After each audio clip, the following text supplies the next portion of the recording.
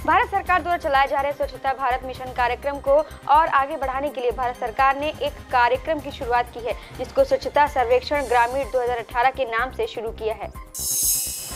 भारत सरकार ने सभी जिलों में स्वच्छता की वास्तविक स्थिति को जानने के लिए गठन किया है, जिसमें स्वतंत्र एजेंसी की टीमें जिले के हर गांव में जाकर गांव की सफाई के संबंध में जानकारी एकत्रित कर सरकार को भेजेंगी।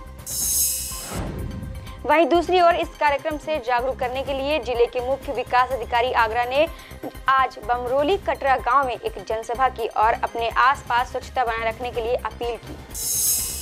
भारत सरकार द्वारा स्वच्छ सर्वेक्षण ग्रामीण एक स्वच्छ भारत मिशन के अंतर्गत एक नया इनिशिएटिव लिया गया है, जिसका उद्देश्य ये है कि पूरे देश के सभी ज़िले हैं जो स्वच्छ भारत मिशन ग्रामीण में काम कर रहे हैं, वहाँ पे स्वच्छता के मानक किस प्रकार से स्थापित किए गए हैं, क्या वहाँ पे स्वच्छता की स्थिति है, चाहे वो शौचालय की स्थिति है या सामुदायिक भवनों की स्थिति है अथवा ग्रामीण क्षेत्रों की स्थिति है, तो उन सभी के बारे में एक व्यापक फीडबैक लेना और एक स्वतंत्र एजेंसी का उसके लिए चयन किया गया है। और एजेंसी के लोग किसी भी रैंडमली गांव चयन करेंगे और गांव में जाएंगे, वहां जाके लोगों से उनकी राय पूछेंगे, सामुदायिक भवनों को देखेंगे।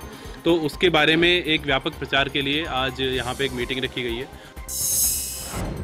अमरोहा जनपद के नौगावा सादात कस्बे में ट्यूशन पढ़ने आई 9 साल की बच्ची के साथ मस्जिद के मौलाना ने छेड़खानी और अश्लील हरकत की, जिसके बाद मौलाना की इस गंदी हरकत की खबर फैलते ही नौगावा सादात थाना पुलिस ने आरोपी मौलाना को गिरफ्तार कर जेल भेज दिया है। ये नौगावा थाना क्षेत्र में एक 9 साल की बच्ची हाफिज जी के यहाँ पढ़ने जाती थी।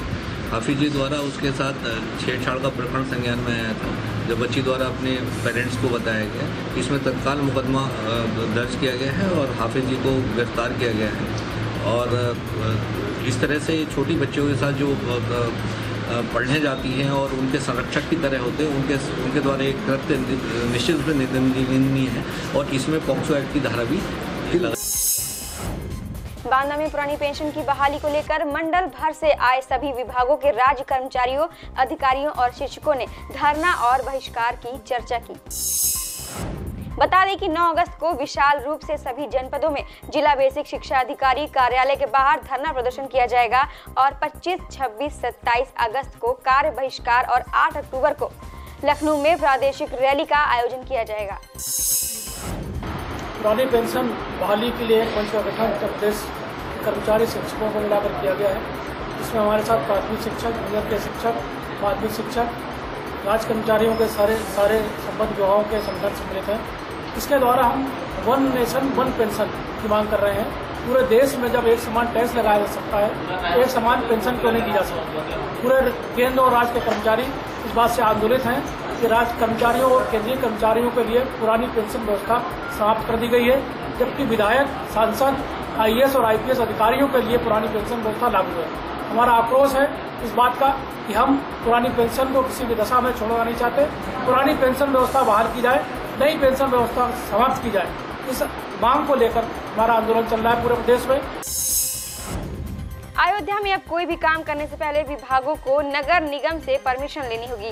अंडरग्राउंड केबल के लिए खोदे गए गड्ढे सावन मेले के दौरान हादसे का सबब बन सकते हैं।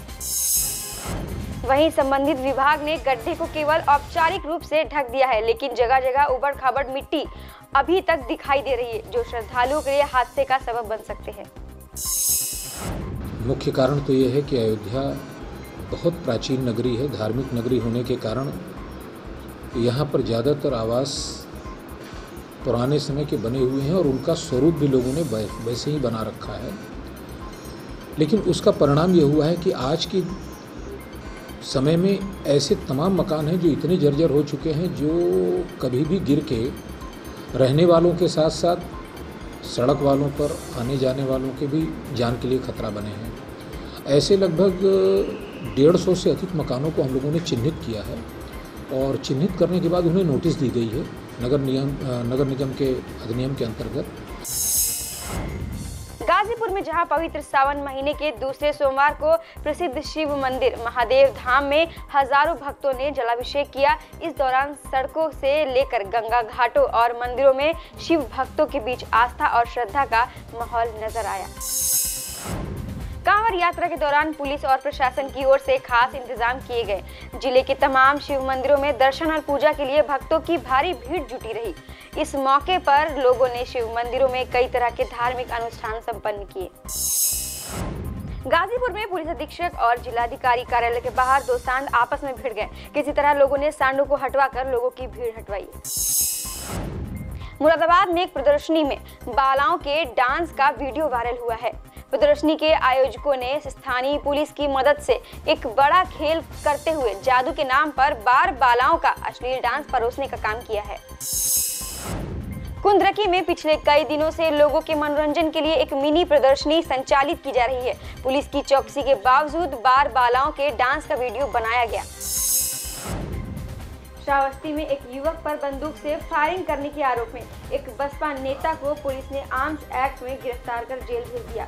उसके कब्जे से एक देसी बंदूक, 12 बोर, 3 कारतूस बरामद किया गया।